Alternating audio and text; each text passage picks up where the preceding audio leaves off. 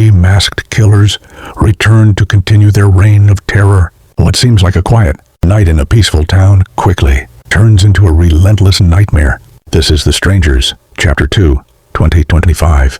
Fully recapped and explained.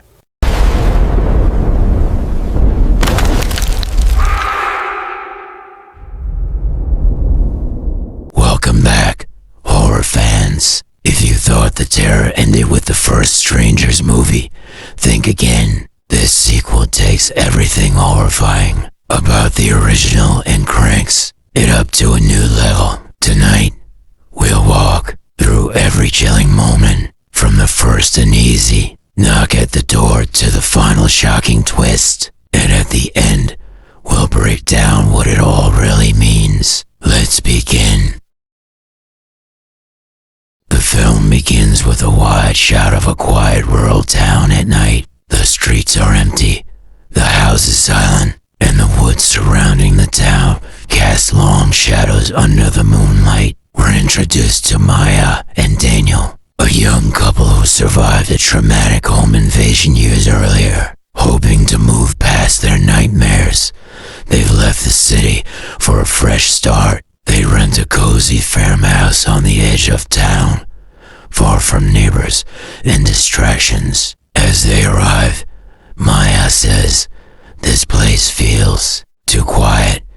Daniel laughs it off, insisting that this is exactly what they need. For the first few days, life seems peaceful. They unpack, decorate, and try to relax, but small things begin to feel off. One morning, the front door is slightly open, even though Daniel swears he locked it. At night, they hear the faint sound of footsteps outside, but when Daniel checks, there's nothing there. A window in the bedroom is cracked open. Even though neither of them touched it, the real unease begins with a simple knock at the door.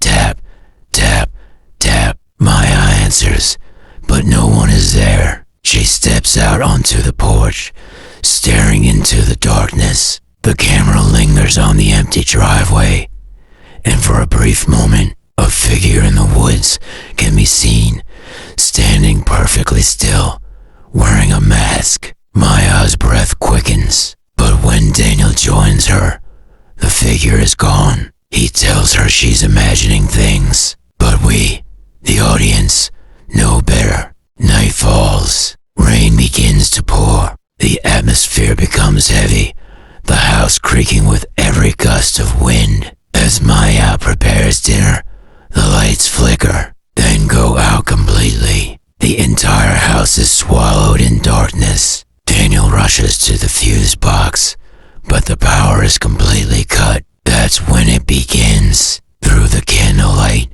we see movement in the hallway. A tall figure stands silently, watching. His face is hidden behind the familiar burlap sack mask. The man in the mask, he doesn't attack. He simply tilts his head, then vanishes into the shadows. Maya screams, and Daniel grabs a flashlight. They lock the doors, but as soon as they do, the sound of scratching begins at the front entrance. The noise is slow, deliberate, like fingernails dragging across wood. When Daniel shines the light through the window, two figures stand outside. One wears the porcelain doll face mask, the other the eerie pin-up girl mask. Together with the man in the mask, the trio is complete. The strangers have returned. Instead of rushing the house, they play their cruel game. They knock on doors, tap on windows, and whisper from outside. Daniel tries to call for help, but his phone has no signal. When he runs to the car,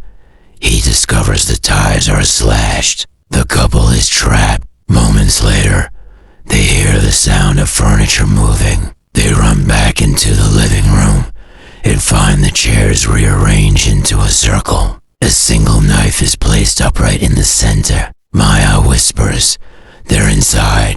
From here, the tension escalates into a deadly game of hide and seek. The couple hides in the bathroom, holding their breath. The camera slowly pans to the other side of the door, where Dollface stands silently, dragging the blade of a knife along the wood. The chase begins. Maya and Daniel run through the dark forest outside, only guided by a small flashlight. Every time the beam lands on the trees, a masked figure appears, watching, waiting, then disappearing again. There's no escape.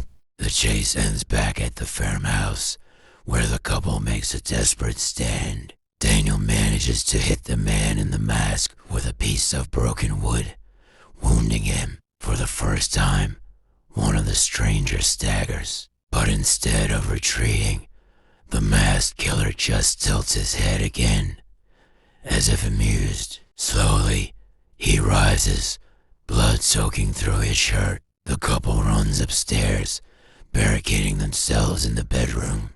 The camera lingers on their terrified faces as the sound of heavy footsteps grows louder, closer, until the door shatters. The final confrontation is brutal. Daniel is stabbed and collapses, urging Maya to run. She smashes through a window, cutting herself on the glass, and stumbles into the field outside. She keeps running, barefoot, blood dripping onto the soil. The night is dead silent. For a moment, it seems like she has escaped. But then a knock, knock, knock. Maya turns toward an abandoned shed. The door creaks open on its own. The camera zooms in on the darkness inside, and a shadowy figure emerges, mask glowing faintly in the moonlight.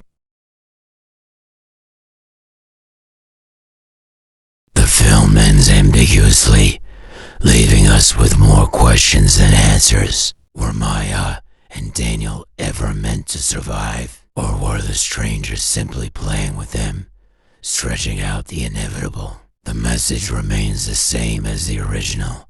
Violence doesn't need a reason. The killers never explain why they do it. Their killing motto, "Because you were home," echoes throughout the story. And the final knock suggests one horrifying truth. Even if you survive, the strangers will always come back.